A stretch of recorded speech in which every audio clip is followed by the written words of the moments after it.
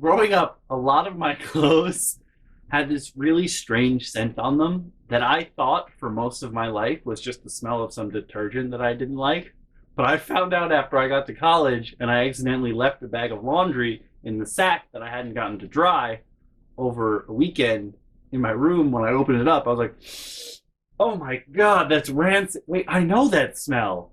That smell that I thought growing up was just the scent of some laundry detergent that I didn't like actually turned out to be the smell of mold.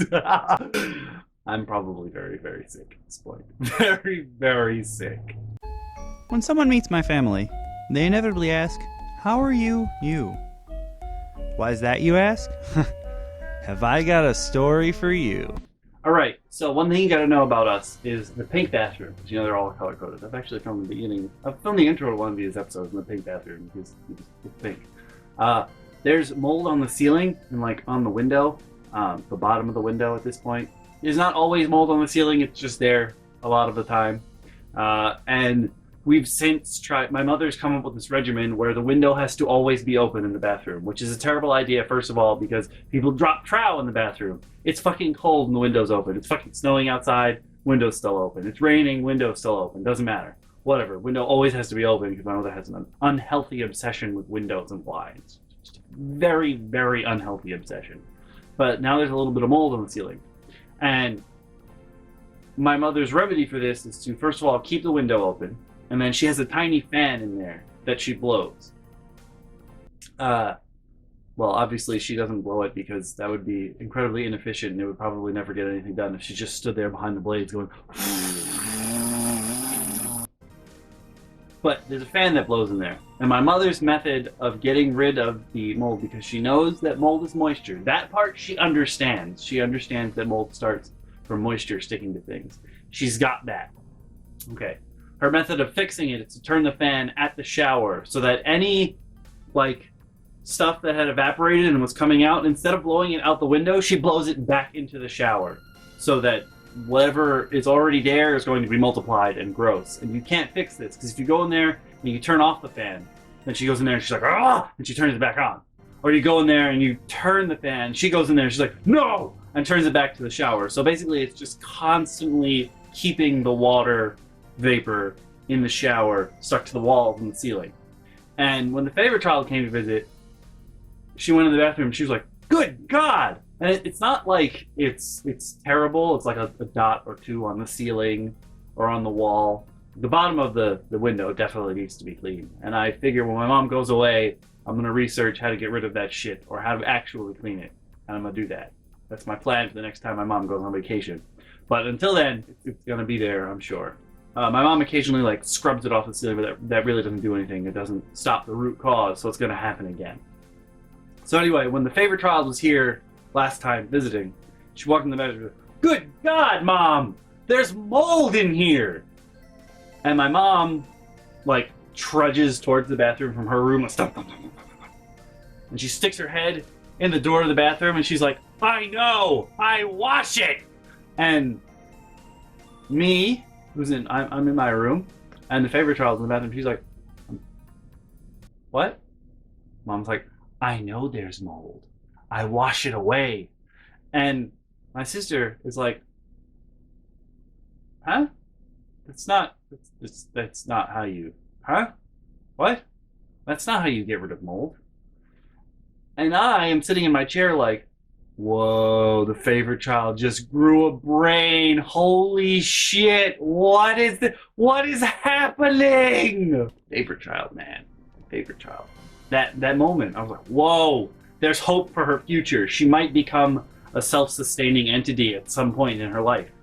If she can, not 1 + 1 = 52, because Mom said so. Good on her. Good on her. While she was here, we had another issue because, all right, I use my bed as a table mostly, so there's stuff all over the bed all the time. If I move the camera down right now, there's shipping supplies. My laptop is here, a whole bunch of folders. My notebook that has the outlines for these episodes obviously is here because I need it, because I get distracted really easily and I forget what I'm talking about. So that's here. There's just a whole bunch of shit all over half of my bed right now because I only sleep on this side. I always sleep on the side closest to the door, I've noticed, because it's like medieval times, and I know if someone's going to assassinate me, I need to be close to the door so I can be like, ha ha, when they come in the door and notice and kill them first, because that's totally a scenario that's going to happen. It's totally a scenario that's going to happen. But anyway, one of the problems my mom has with my bed is that I don't change the sheets that regularly. And it's not even because, like, oh, these are my sheets, I must keep them. No, I don't change the sheets regularly because every time I change the sheets, I get into a fight with my mom. Every fucking time. So I just don't do it because I don't want to fight anymore. I'm old, I'm tired, I walk uphill both ways. Like, no, I'm so sick of it. And we always have the same fight. It's, change the sheets on your bed. No, those are the wrong sheets. What color sheet? So I'll walk in and I'll be like, all right, what sheets do you want me to put on the bed? And she's like, I don't know why you asked me this. You can put whatever sheets you want on the bed. But if I were to go and grab sheets from the closet that she had not okayed, she would come in here and yell at me. So I just don't do it. Or after a while, I'll be like, what sheets do you want me to put on the bed? Just say a color and it's done. Okay, we don't need to fight or anything because you're gonna yell at me, I know. But what color? Just give me a color. Done. All right, cool. And also, I actually have, I don't know what I have, what size bed this is, because that's something that I still don't understand to this day. Like, I don't understand the bed sizes. Like, I know what they are, but looking at a bed, I wouldn't be able to tell you what kind it is. I know it's big enough to fit 2 people. And the reason I have this bed, all right, listen to this. The reason I have this bed is because my old bed is now in the guest room. I haven't fit on that old bed. Like, my legs have extended past the edge of that bed for a good, I'm gonna say, guesstimate 10 years. I did not fit on that bed. And when we moved up here, my mom was like, you need a new bed. And I was like, yes, because I don't fit on that bed. I haven't fit on that bed in like 10 years. And I was so excited.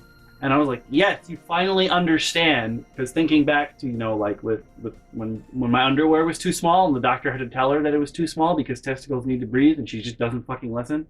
There's going to be some stories later on with dentists and orthodontists. Oh, I fucking hate orthodontists. They're all shitheads. I've not met a non-shithead orthodontist ever.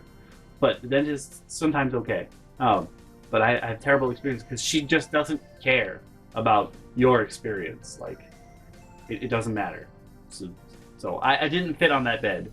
It was wildly uncomfortable to sleep on. Also, it smelled for years because that's the bed didn't make it used to sleep in, and it smelled like poo because she pooed a lot. So no, that's another reason I didn't want that. But it definitely smells a lot better now. I don't actually think she pooed in the bed. I know didn't make it slept in that bed for a while, and we had like a quarantine zone around it. But it's we also put like extra sheets and like plastic bags and stuff, so it's relatively clean at this point.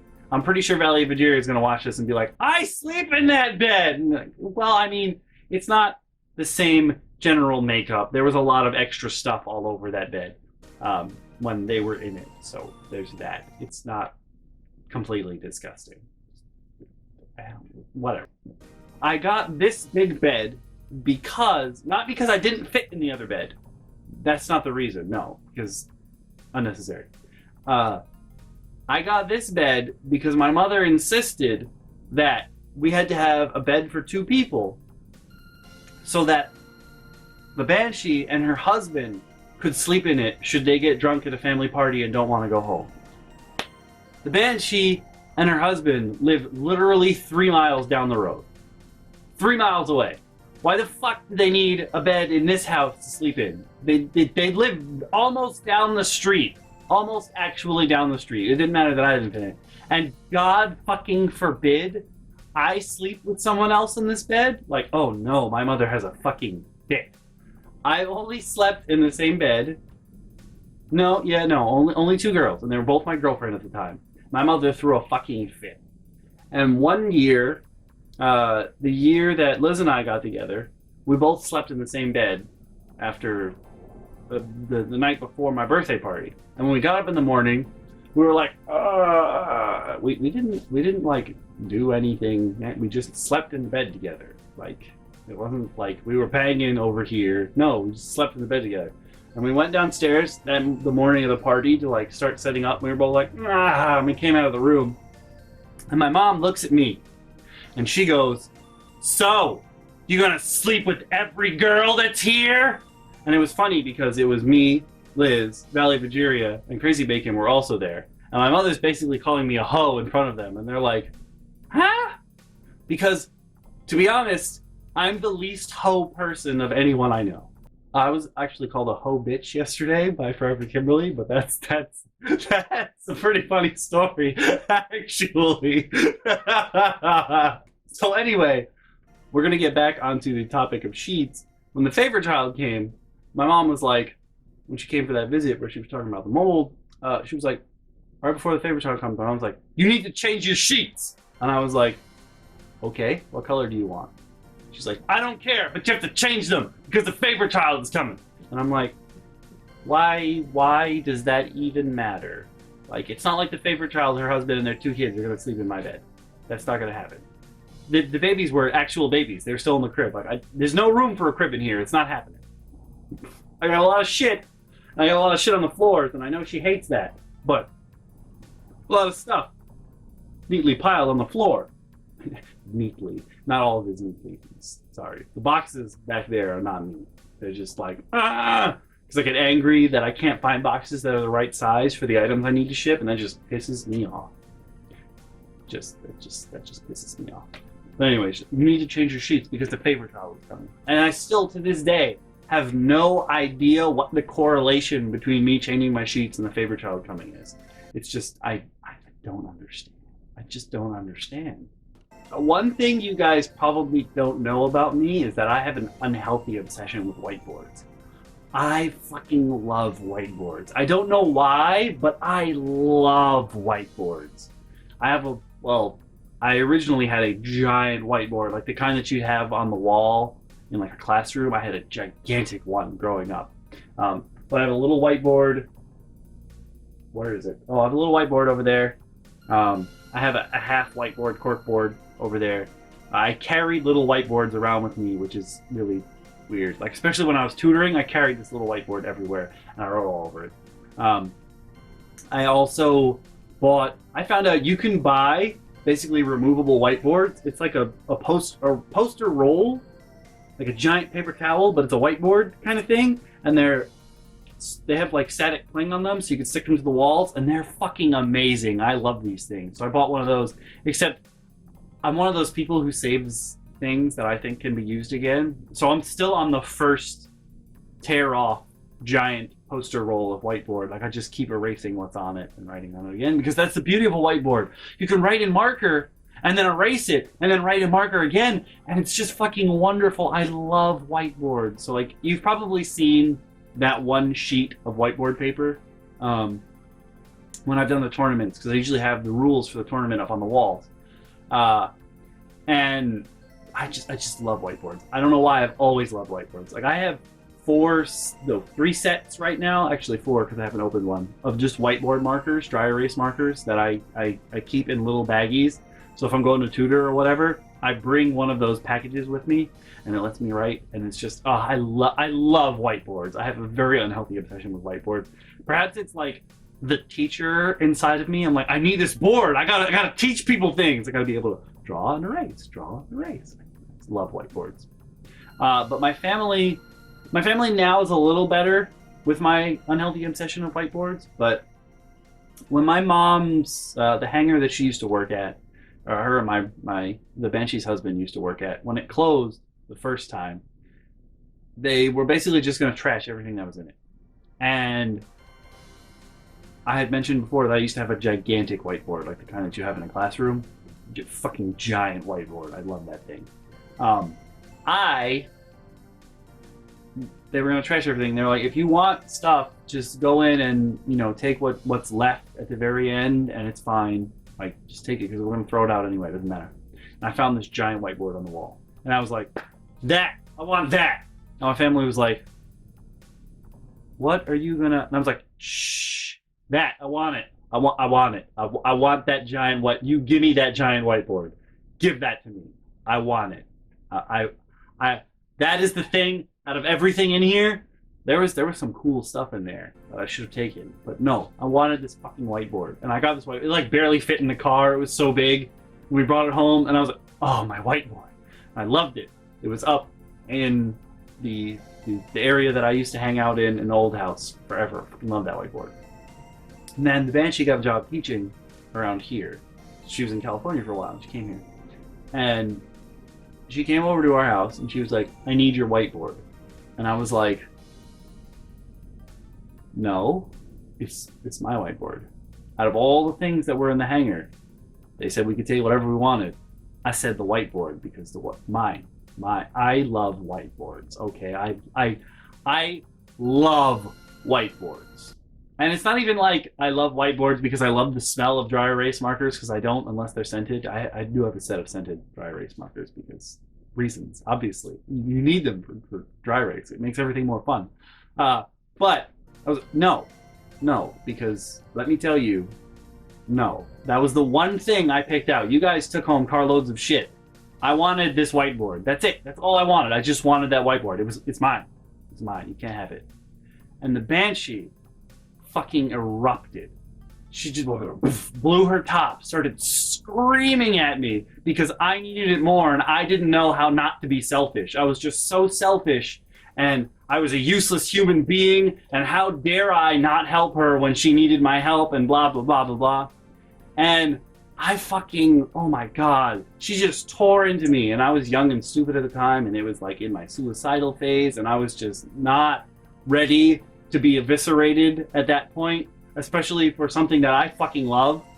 And it's not even like a bad thing. It's not like I fucking love cocaine, and she was like, give me your cocaine. Like, no, it was a whiteboard. That was mine. It was my whiteboard. It wasn't even like a bad thing. You can do cool stuff with whiteboards. And I fucking, oh my God, I felt so bad. I was crying and I was angry and I was upset. And I told her no, and she sent her husband, and he was like, did you give her the whiteboard? She looks angry. And I'm like, no, my fucking whiteboard, okay? And he was like, all right, it's fine. I was bawling my eyes out because she fucking tore into me over this whiteboard, man. Which is, you know, what she does. And as you know, she'll be totally fine about it like 5 minutes later. And I remember, because I'm a stupid good person, when she left, as she was leaving, she was still screaming about it. And I fucking carried this giant whiteboard down the stairs, through the garage, out the garage, and I was in the fucking driveway, and I remember I looked at her in the eye, and I was holding the fucking whiteboard, and I was like, you need this shit? Take your fucking whiteboard! And I fucking threw that shit at her car and walked back in the house. And she was like, whoa, where's all this animosity coming from? And I was like, oh, I should have beat her to death with the fucking whiteboard right there. But anyway, so she took that whiteboard, and I never saw that shit again until she opened up the cafe. And I found in the kitchen was my giant whiteboard. And I was like, this is what she's done to you? This is where you end up? Because she needed you so badly? You could have been mine. We could have been something. And then like a couple months later, after I had thrown that fucking whiteboard at her, she was like, here, I'll give you the one I was using. And I was like, you had another fucking whiteboard? And you stole mine? And she gives me this thing, which is what I have up here now, which is half whiteboard, half corkboard. And I'm like, the fuck am I doing with a corkboard? I don't need that shit. I like the whiteboard. There was a whole whiteboard, and it was giant, and you put it on the wall, and just, you gave me this piece of shit. But it's still there, and I sort of use it, kind of. I actually have all my old passwords written on it, which was originally what I had the whiteboard for. Little password repository. And then at the bottom of the half side of the whiteboard at this point are lists of everything I've borrowed from other people and everything other people have borrowed from me, so that I can keep track of that. I know there are apps for that and what have you, but I don't care. I like writing on the whiteboard and erasing it. I just really like whiteboard. And I wish that I still had my giant whiteboard. Maybe I could have. Maybe that's the ripple effect if I kept the whiteboard, I would have gone to Japan and not gotten sick and taught, and I would have brought that whiteboard with me. Can you imagine someone bringing a whiteboard on the plane doesn't fit in the overhead? They're like, "Sir, we're gonna have to stow that." And I would be like, "No!" Because I really, really love whiteboards. Now, another thing that you've probably expected from my family is that my mother loves bargains. You know this. My father loves bargains. I fucking love bargains. Okay, I fucking love them. And one of the things that you need, well, I guess you don't technically need them, but they definitely help your everyday, you know, like getting up and it helps your ambulatory functions. Let's put it there. Yeah. It helps your ambulatory functions. Socks. Everybody buys socks. My mother, generally speaking, goes for the irregular socks pair, which is like, oh, there's a thread out of place, the color's wrong, whatever. They're still socks, doesn't matter, and they're cheaper. Usually, you get the same thing for cheaper, and it's like, who's gonna be staring so long at your socks that it's like, that one thread is out of place, man. Like, no, nobody gives a shit. So I have tons of irregular socks, and my family is also pretty big on hand-me-downs. And you might be like, how does that work? You only have sisters. Well, my sister's husbands give me hand-me-down. I have this pair of jeans. I hate bootcut jeans because you really need an ass to hold up bootcut jeans, let's be honest. And I got a hand-me-down pair of jeans from the favorite child's husband, and he has a butt and I do not, so they're just constantly falling down, and I have to wear the belt super tight, and I'm like, damn it, why don't I have an ass? It's just flat back there. It's so upsetting. And so we're pretty big on hand-me-downs, so I've got clothes from them, and like old t-shirts. I have PJ shirts from my sisters because they would get like enormous fucking shirts when they were young, because that's totally a girl thing. When you get a shirt that's like 18 sizes too big and you wear it to sleep. So I ended up wearing the same thing because t-shirts generally are unisex. Let's be honest. When I was little, there weren't really too many like slim fit ladies t-shirts. Like, no, they're for the most part unisex. And when it's like 18 sizes too big, it doesn't fucking matter. Like a manatee shirt, because my sister, favorite child when we were growing up, she loved manatees.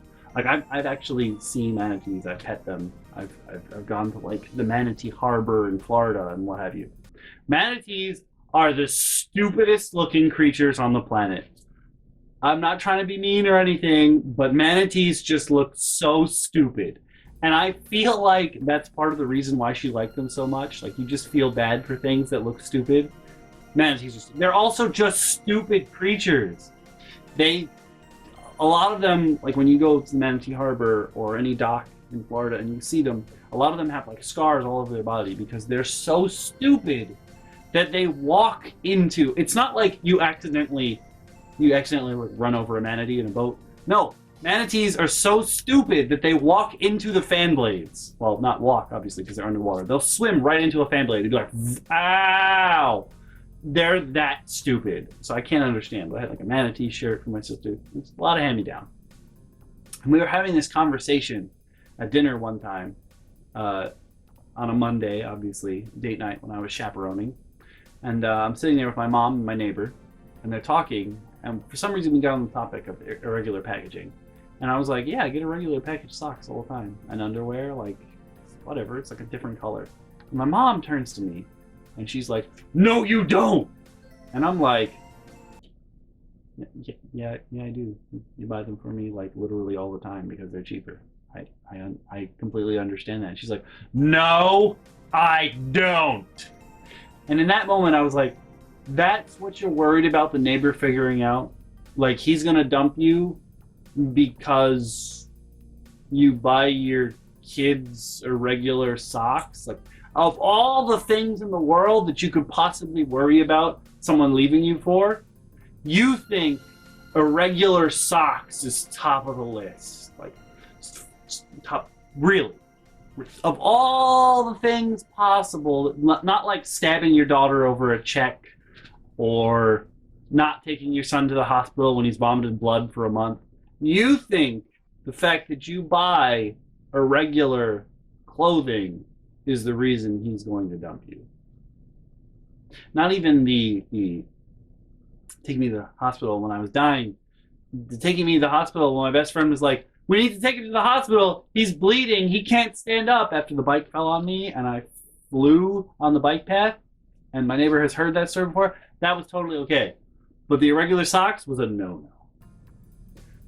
Also, tangentially related to socks, I've always wondered what my mother did with my, like, when I get holy socks, she's like, oh, I'll leave them downstairs in the laundry room. And I'm like, I don't understand. Like, when I have like old undershirts that are ratty, I'll give them to her, and I know she uses them to like sop up messes. That makes sense to me. I'm like, what are you gonna do with a sock? Like, you can't, like, you can put it on as a glove, yes, but it's holy now, so it really wouldn't help you at all. I was like, I don't understand. What does she do with my socks? That we keep them and like we don't throw them out. I found out about a year or so ago that we don't buy Swiffer pads. She uses my old socks.